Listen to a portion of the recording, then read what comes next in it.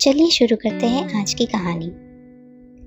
खुशबू गर्मियों की छुट्टी में अपनी मम्मी पूनम के साथ कुछ दिन अपने मामा के यहाँ रहने के लिए आई तो उसने देखा कि उसकी बड़ी मामी मोनिका दिन भर घर का काम करती रहती थी। उसकी बहू रंजना उस पर हुक्म चलाती और खुद आराम से पलंग पर बैठकर खाना खाती थी। यदि खाना बनने में कुछ देर हो जाती तो वह उनसे लड़ने लगती थी। उसके विपरीत छोटी मामी कमला को उसकी बहू आरती इतनी सेवा करती कि उसे घर का कुछ काम नहीं करने देती थी। सुबह का नाश्ता और दोनों वक्त का खाना उसे खुद परोस कर देती।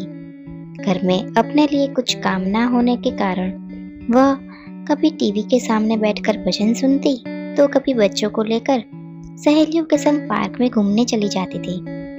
दोनों मामी के जीवन में इतना विरोधाभास देखकर एक दिन खुशबू अपनी मम्मी से पूछ बैठी, बड़ी मामी की बहू मामी से प्यार क्यों नहीं करती? उनसे दिन भर इतना काम क्यों कराती है? छोटी मामी की बहू तो बहुत अच्छी है। मामू और मामी की कितनी सेवा करती है। उनकी हर इच्छा पूरी करने के लिए हर वक्त उनके आगे पीछे घूमती रहती है और हमसे भी हमेशा खुश रहती है, कभी लड़ती नहीं है। मम्मी बड़ी मामी की बहू ऐसी क्यों है? खुशबू की बात सुनकर पूनम मुस्कुराते हुए बोली, बेटी यह सब कर्मों का फल है। जब तेरी बड़ी मामी इस घर में दुल्हन बनकर आई थी उसने कभी तेरी नानी को एक दिन चैन से जीने नहीं दिया था। खुद दिन भर आराम करती और हर दिन काम के पीछे तेरी नानी से लड़ती रहती थी। जब भी नानी उनसे काम करने को कहती तब तेरी मामी उनसे अलग रहने की धमकी देकर काम करने से मना कर देती थी। तब तुम्हारी नानी बेटे के मोह के कारण खामोश हो जाती थी और बड़ी मामी की बजाय मुझसे घर के काम करने में मदद लेती थी।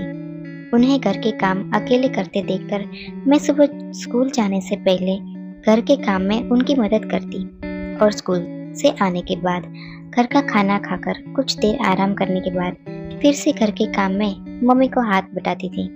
कुछ समय बाद जब छोटी भाभी इस घर में आई तब एक दिन मम्मी जब सुबह के वक्त घर में झाड़ू लगा रही थी तब छोटी भाभी ने उनके हाथ से झाड़ू ले ली और मम्मी से प्यार से बोली, आपके बेटे ने मुझे सब बता दिया है। आपने अपनी पूरी जिंदगी काम करते हुए बिता दी। आज के बाद आप कोई काम नहीं करेगी। आज के बाद घर के काम की जिम्मेदारी मेरी। माँ अब आपके आराम करने का वक्त आ गया है। झाड़ू मुझे दे दीजिए और आप आराम कीजिए। यह सुनकर मम्मी भावुक होकर बोली, बहू तू अभी नई नई आई है, कुछ दिन आराम कर फिर काम कर लेना। तब भाभी प्यार से उन्हें समझाते हुए बोली, मम्मी जी इसमें नया और पुराना क्या, काम तो काम होता है। सास काम करे और बहू आराम करे यह मुझे अच्छा नहीं लगेगा। जो आज का काम कल पर टालते हैं ऐसे लोग मुझे बिल्कुल पसंद नहीं।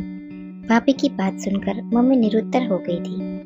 कुछ समय पहले जब तेरी नानी भगवान को प्यारी हुई तब जाने से पहले उन्होंने भाभी को आशीर्वाद देते हुए कहा था, भगवान करे तुझे भी तेरे जैसे ही बहू मिले जो तेरी खूब सेवा करे। शायद यह मम्मी के आशीर्वाद का ही फल है कि छोटी मामी को आरती जैसी बहू मिली। बुआ जी आज मैंने आपकी और दीदी की पसंद की शाही पनीर की सब्जी के साथ बूंदी का रायता और उड़द दाल की कचौरी बनाई है। जल्दी से खाकर बताइए कैसी बनी है। आरती ने मुस्कुराते हुए पूनम से कहा तो अपनी पसंद का खाना देखकर पूनम उसे आशीर्वाद देते हुए बोली, सबकी पसंद का ख्याल रखने वाली मेरी प्यारी सी बहू को भगवान हमेशा खुशियाँ और समृद्धि दे। पूनम से प्यार भरा आशीर्वाद पाकर आरती खुशी से उनके गले लग गई थी। बस इतनी सी थी आज की कहानी। दोस्तों आपको ये कहानी कैसी लगी यह हमें कमेंट्स में ज़रूर बताना। अगर कहानी अच्छी लगी हो तो वीडियो को एक लाइक करिएगा, दोस्तों के साथ शेयर भी करिएगा और चैनल को सब्सक्राइब करना बिल्कुल मत भूलना। कहानी सुनने के लिए धन्यवाद।